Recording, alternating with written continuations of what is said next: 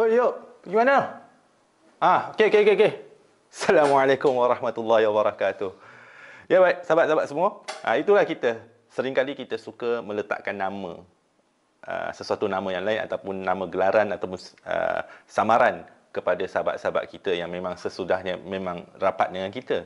Tetapi hari ini kita akan membincangkan apakah boleh kita memanggil seseorang itu dengan nama yang lain ataupun nama samarannya. InsyaAllah. Jom kita.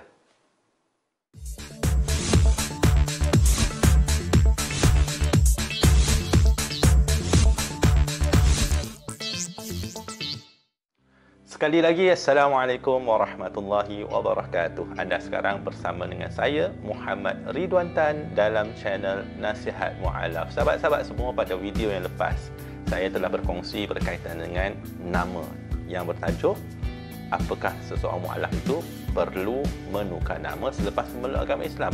Dan video itu mendapat sambutan yang agak bagus. Jadi hari ini saya sambung lagi kita perbincangan atau perkongsian berkaitan dengan nama. Tetapi sebelum itu, sekiranya anda baru di channel ini ataupun menyukai video ini, jangan lupa untuk like dan juga subscribe channel Nasihat Mu'alaf. Jangan juga lupa untuk menekan butang notifikasi yang berada di bawah itu. Setiap klik anda adalah kebajikan.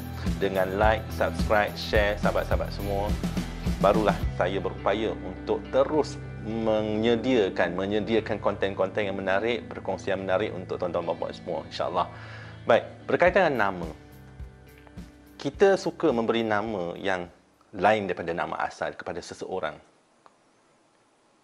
Jadi itu mungkin menunjukkan kemesraan kita, tapi hari ini apa yang kita nak bincangkan adalah dalam perspektif Islam. Apakah perkara ini dibenarkan ataupun digalakkan ataupun tidak. Jadi saya akan pecahkan jenis gelaran ataupun nama yang kita berikan kepada orang yang kita panggil itu kepada 4 jenis. Yang pertama, kita menggantikan nama asalnya dengan sesuatu panggilan yang lain yang tidak ada maksud.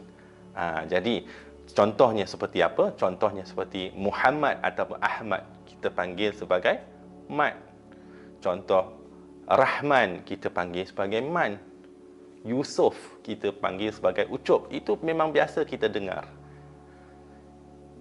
Adat kita di sini mungkin kita panggil dengan gelaran yang sebegitu untuk menunjukkan kemesraan di antara kita, menunjukkan bahawa kita dah kenal rapat dah.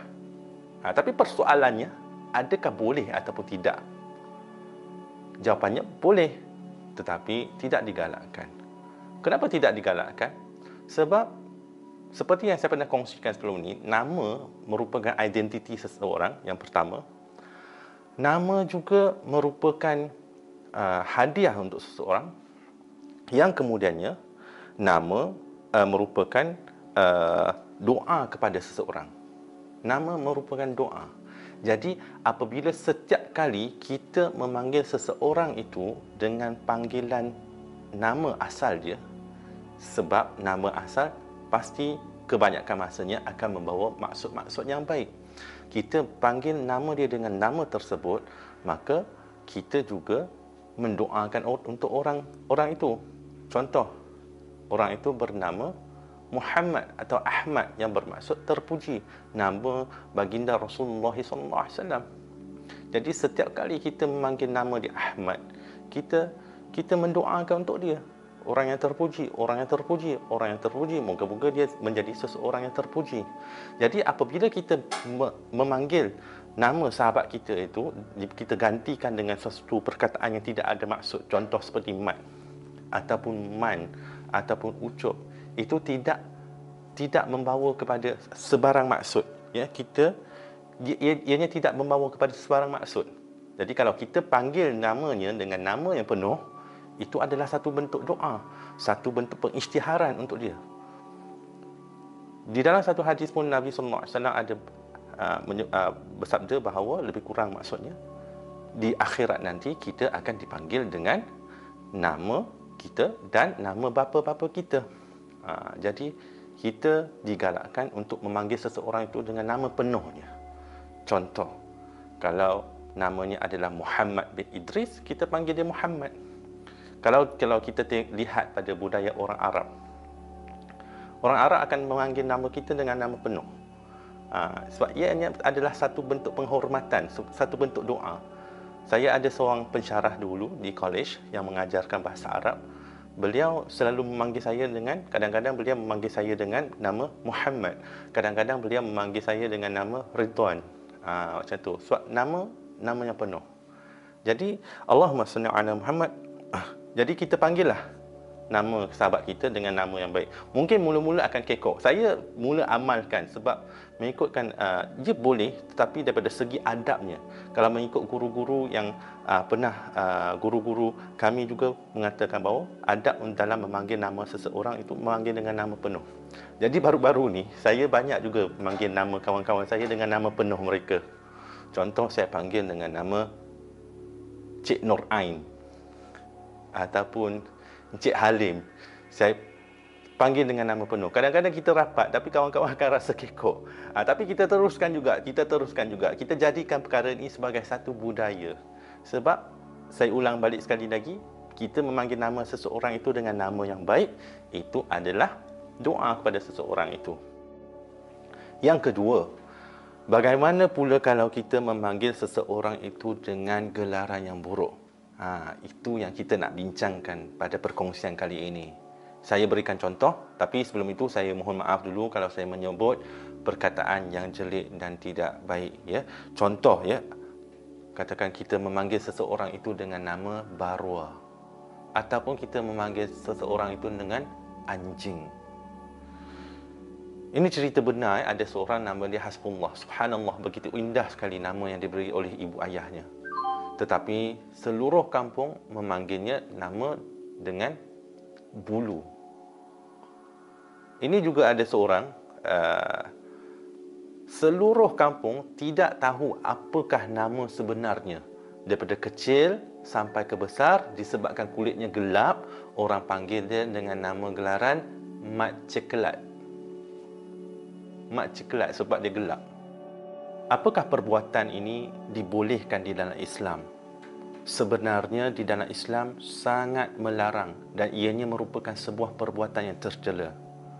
Dalilnya dapat kita jumpa di dalam ayat-ayat Al-Quran dan juga melalui sunnah baginda Rasulullah SAW.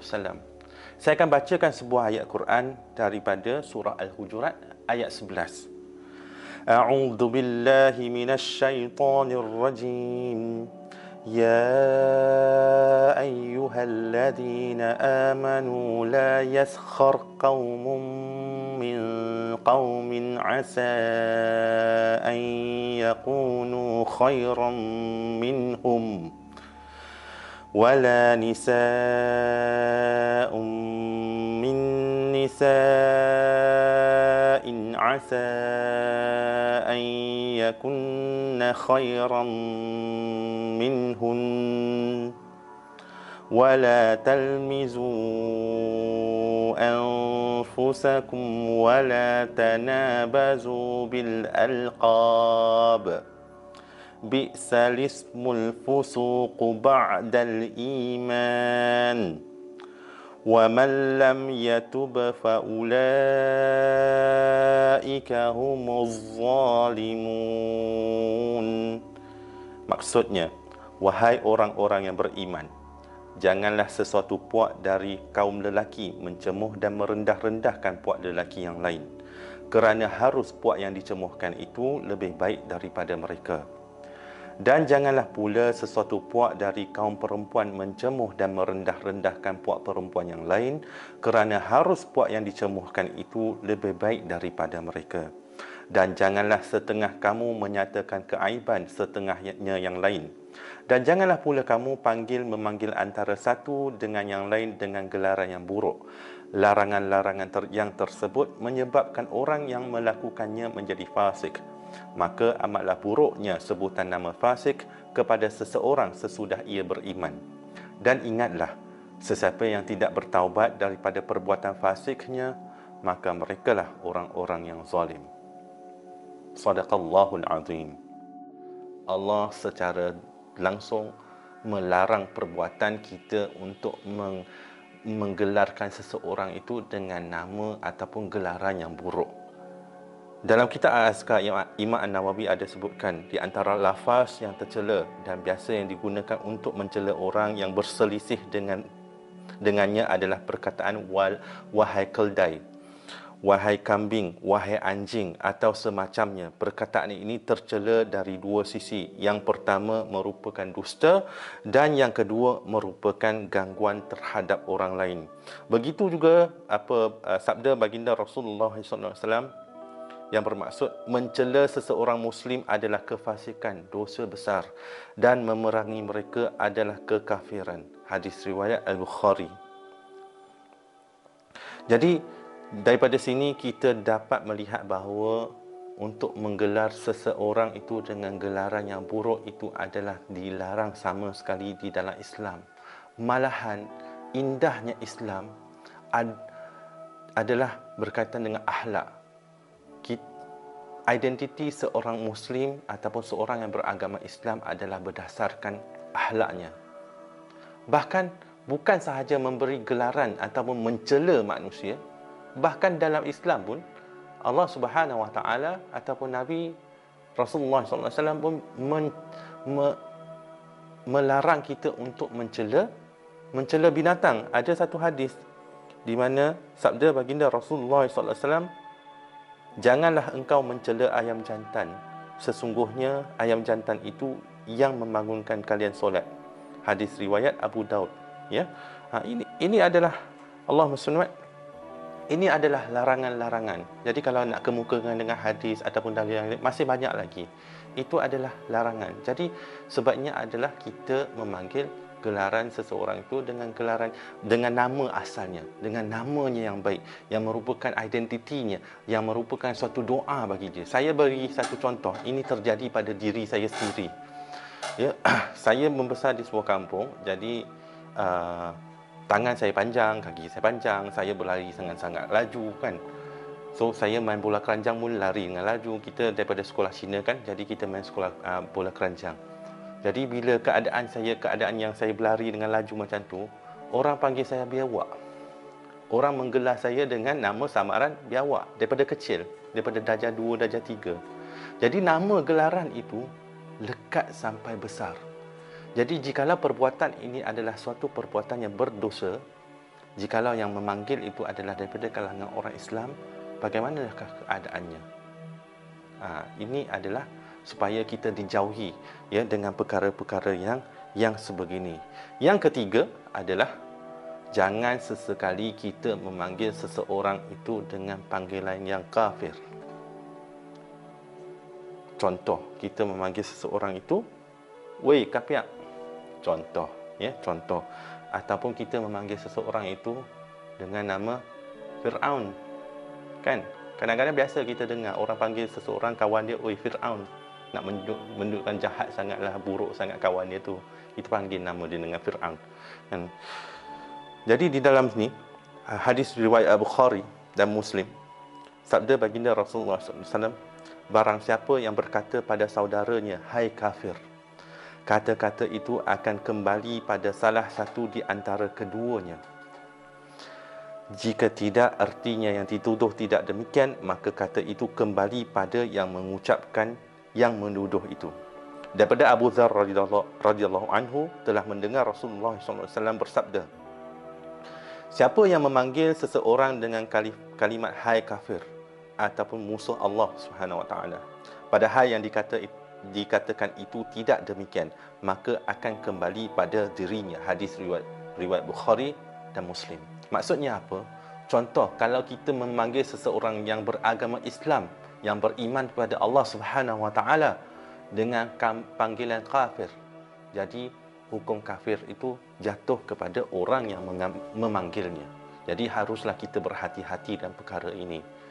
Dan akhir sekali, ialah yang keempat, bolehkah kita memberikan nama gelaran dengan nama yang baik? Ini dibolehkan, ataupun kita disebutkan sebagai kunyah.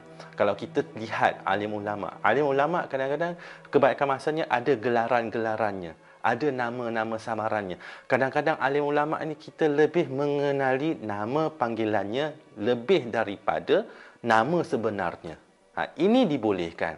Contoh, kita kenal imam yang besar, iaitu Al-Imam Asy-Syafi'i rahimahullah ta'ala. Imam Asy-Syafi'i. Tapi Asy-Syafi'i itu bukan nama sebenarnya.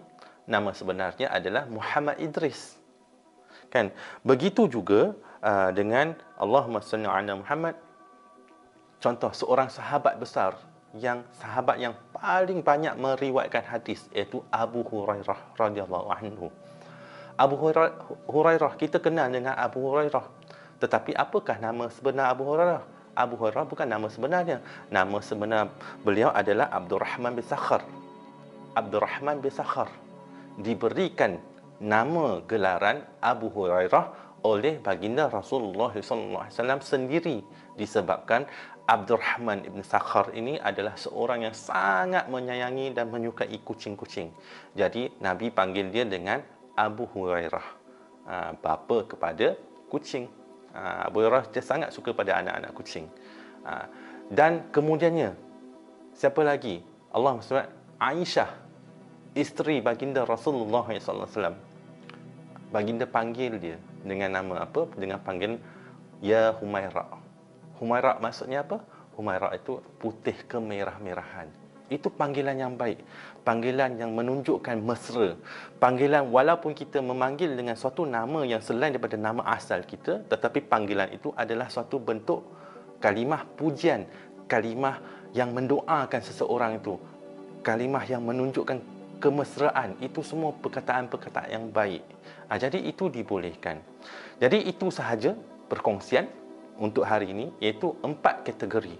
Yang pertama adalah mengganti nama asal yang telah baik dengan suatu panggilan yang tidak ada maksud.